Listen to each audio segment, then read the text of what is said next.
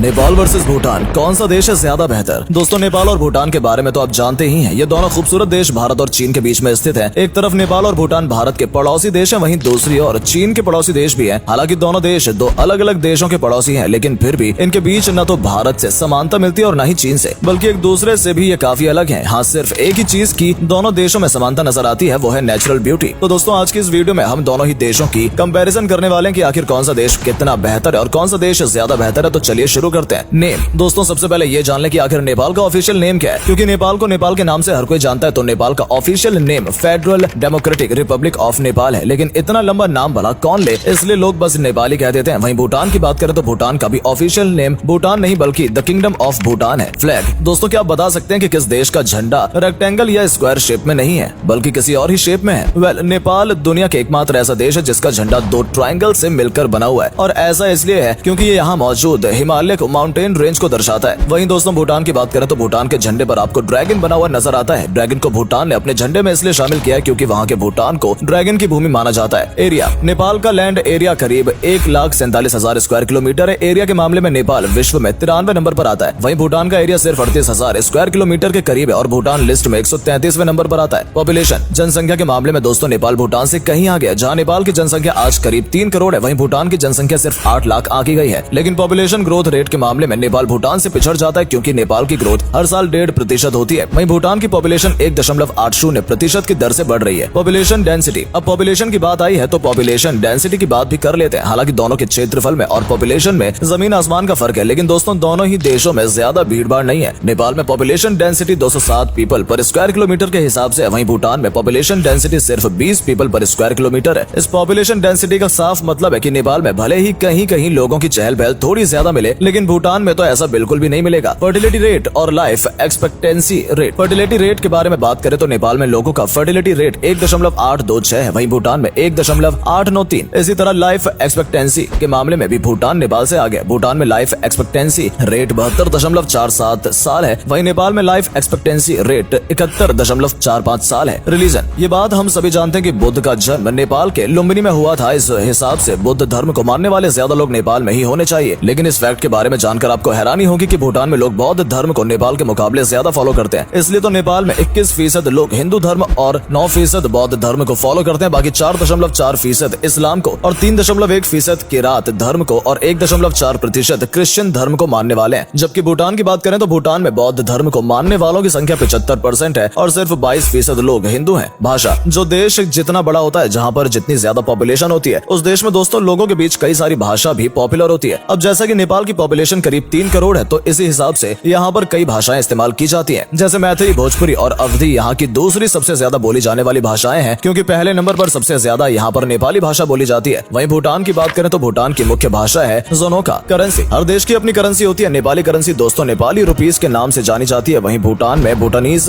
गोल्ट्रम। National game. दोस्तों भारत में गिल्ली डंडा कितना ज्यादा फेमस है ये तो हम सभी जानते हैं। अगर आप भी किसी छोटे शहर या किसी गाँव से होंगे तो आपने भी बचपन में ये प्रसिद्ध खेल जरूर खेला होगा। बल्कि भारत के गाँव और कस्बों में तो इस गेम को आज भी इतनी दिलचस्पी के साथ खेला जाता है कि अगर हॉकी भारत का नेशनल गेम ना होता तो शायद यही गेम भारत का राष्ट्रीय खेल होता। लेकिन क्या आप सोच सकते हैं कि गिल्ली डंडा, जिसे इंग्लिश में डांडी बियो कहा जाता है, किसी देश का नेशनल गेम भी हो सकता है। जी हाँ, नेशनल गेम, और ऐसा था भी। बता दें कुछ साल पहले तक 2017 से पहले गिल्ली डंडा नेपाल का नेशनल गेम हुआ करता था, लेकिन बाद में वॉलीबॉल को नेशनल गेम का दर्जा दे दिया गया। खैर भूटान का नेशनल गेम आर्चरी है, वही तीरंदाजी वाला खेल। जीडीपी। अब दोस्तों हम आपको नेपाल और भूटान से जुड़े जो फैक्ट बताने वाले हैं उसे जानकर आप हैरान रह जाएंगे। जैसे बात करें नेपाल की तो हम सभी जानते हैं कि नेपाल में माउंट एवरेस्ट की वजह से हर साल लाखों की संख्या में टूरिस्ट आते हैं। इस वजह से नेपाल की इकोनॉमी को काफी सपोर्ट मिलता है। बल्कि ये भी कहा जा सकता है कि नेपाल की इकोनॉमी का बड़ा हिस्सा टूरिज्म पर ही डिपेंड है। इसलिए अगर नेपाल की जीडीपी नजर दौड़ाई जाए तो नेपाल की जीडीपी $30 बिलियन है, वहीं भूटान की जीडीपी सिर्फ $2.4 बिलियन है। लेकिन दोस्तों आपको जानकर हैरानी होगी कि भूटान के लोगों की पर कैपिटा इनकम $3,621 है, वहीं नेपाल में सिर्फ $1,223। इसके अलावा इकोनॉमी में ग्रोथ की बात की जाए तो नेपाल की ग्रोथ 2.5 की दर से हो रही है, वहीं भूटान की 4.5 की दर से। अब पर कैपिटा इनकम के हिसाब से देखा जाए तो जाहिर है भूटान के लोगों का लाइफ स्टैंडर्ड नेपाल के लोगों के मुकाबले बेहतर है ना। दिलचस्प फैक्ट। लेकिन दोस्तों कुछ फर्क ऐसे भी हैं जो कि जमीनी स्तर पर काफी अलग नजर आते हैं। जैसे नेपाल के मुकाबले भूटान में रहना ज्यादा करीब 18% तक महंगा है। जैसे बात करें पानी की बोतल की तो नेपाल में 1 लीटर पानी की जो बोतल आपको 25 रुपए में मिलेगी, वहीं भूटान में 35 रुपए की मिलेगी। लेकिन भूटान में किराए पर घर नेपाल के मुकाबले 25% सस्ते मिल जाते हैं। Literacy rate. वेल, जैसा कि हमने बताया कि किसी भी देश में लोगों का लाइफ स्टैंडर्ड स्टैंडर्ड वहाँ के लोगों की पर कैपिटा इनकम पर डिपेंड करता है। ऐसे ये बात भी साफ है कि वहाँ के लोग एजुकेशन जैसी जरूरी चीजों पर भी ज्यादा ध्यान देंगे। इसलिए तो भूटान में लिटरेसी रेट 73% और नेपाल में 67% है। Poverty rate per capita income से दोस्तों जहाँ लाइफ स्टैंडर्ड डिसाइड होता है, वहीं दूसरी और भी कई चीजें इस पर डिपेंड करती हैं। जैसे दोनों देशों के बीच पॉवर्टी रेट देखी जाए तो हम देखते हैं कि भूटान में पॉवर्टी रेट 112% है, वहीं नेपाल में पॉवर्टी रेट 17.4% है। वहीं ये देखा जाए तो नेपाल के लोगों को काम की तलाश में भारत या दूसरे देशों में जाना पड़ता है। अब दोस्तों per capita income literacy rate economical growth के लिहाज से देखें तो भूटान नेपाल से ज्यादा बेहतर हालात में नजर आता है। शायद इसलिए ह्यूमन डेवलपमेंट इंडेक्स में भूटान 0.654 के स्कोर के साथ नेपाल से आगे, क्योंकि नेपाल का स्कोर 0.602 है। हालांकि दोनों देश दोस्तों मीडियम ह्यूमन डेवलपमेंट वाले देशों की सूची में आते हैं। डिफेंस बजट, देश की सुरक्षा की बात आती है तो दोस्तों दुनिया का हर देश कुछ न कुछ डिफेंस पर खर्च जरूर करता है। नेपाल के डिफेंस बजट की बात करें तो नेपाल का डिफेंस बजट करीब 0.425 बिलियन डॉलर्स है। नेपाल के पास आज के समय में करीब 1 लाख लोगों की आर्मी है। यही नहीं, 15,000 जवानों की पैरामिलिट्री फोर्स भी है। इसके अलावा कई आर्मर व्हीकल्स, कुछ एयरक्राफ्ट और हेलीकॉप्टर्स भी हैं। और इसके अलावा गोरखा रेजिमेंट के बारे में तो आपने सुना ही होगा, जो कि भारत की सबसे बहादुर रेजिमेंट्स में से एक मानी जाती है। उस रेजिमेंट के सैनिक भी दोस्तों नेपाल से ही होते हैं। अब बात करें भूटान के डिफेंस बजट की तो भूटान का डिफेंस बजट 25 मिलियन डॉलर है। भूटान के पास डिफेंस के लिए कुछ खास नहीं है। अब आप सोच रहे होंगे कि अगर किसी देश ने उस पर हमला कर दिया तो फिर भूटान अपनी सुरक्षा कैसे करेगा। आपको बता दें भूटान की सुरक्षा का जिम्मा भारत के पास है। किसी भी देश की तरफ से अगर भूटान पर हमला किया जाता है तो इसका मतलब होगा कि उस देश को भारतीय सेना से निपटना होगा। बाकी आप समझदार हैं। चलिए दोस्तों अब चलते नेपाल में स्थित एवरेस्ट की बात की और कुछ दूसरे फैक्ट्स की बात भी कर ली जाए। तो सबसे पहले बात करें एवरेस्ट की तो विश्व की सबसे ऊंची चोटी है जिसकी ऊंचाई 8,848 मीटर है। लेकिन आपको बता दें भूटान में भी एक ऐसी चोटी है जो करीब 7,570 मीटर ऊंची है। इसका नाम गंगखर पुअनसम है। ये चोटी भी भूटान में काफी फेमस है। आपको जानकर हैरानी होगी कि भूटान का करीब 70% हिस्सा जंगलों से घिरा है, क्योंकि यहाँ के लोगों का मानना है कि जमीन के 60% हिस्से पर जंगल होने चाहिए। यहाँ के लोग दोस्तों अपनी संस्कृति को इतना पसंद करते हैं कि यहाँ के राजा ने 1999 तक भूटान में टीवी नहीं आने दिया था, क्योंकि उनका मानना था कि इससे उनके संस्कृति पर बुरा असर पड़ेगा। तो दोस्तों ये थी नेपाल और भूटान से जुड़ी सारी जानकारी और दोनों देशों के बीच का कंपैरिजन कि कौन सा देश बेहतर है या भविष्य में और भी बेहतर हो सकता है। आपका इस बारे में क्या ओपिनियन है हमें कमेंट करके जरूर बताएं। वीडियो को लाइक और पेज को फॉलो जरूर कर लें। मिलते हैं अगले वीडियो में, तब तक के लिए टाटा बाय बाय।